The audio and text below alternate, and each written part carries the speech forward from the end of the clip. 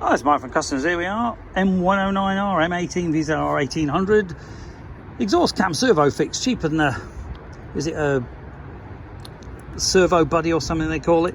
This is basically a very simple way of doing it, a lot cheaper as well. What we're going to do, we're just going to put one of our cams on here, around about 55 quid, that's including tax. So if you're abroad, about 45. And basically what this will do, you can see now he's on full one way. When the bike starts, this will index round with the motor to here, check it's all right, and that's it. Simple as that. Easy to fit. And obviously you must be careful when you do this, because if you overdo it, you will break the little plastic gears inside. So the great thing about ours is that is now hitting that.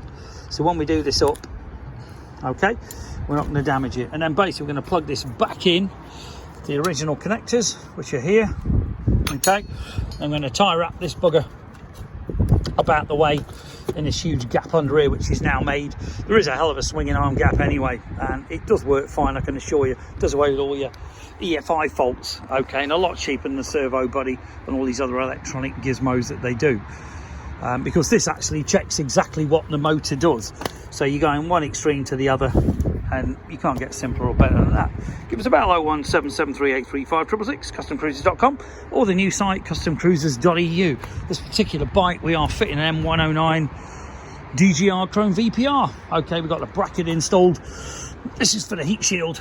Okay, we've got the O2 sensors out. We're just getting them welded in. So basically we're going to put the O2s back in, so this bike will run absolutely perfect, rather than a lot of the time you'll get all these faults and it won't run right. You need a power commander.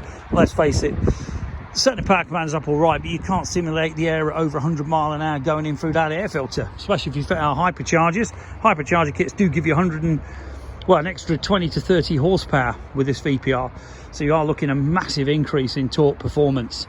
Okay, and again, if you fit the lambdas back in, you shouldn't have to do any remapping. Okay, so give us a bell, 01773835666. You want any special work doing? Thank you.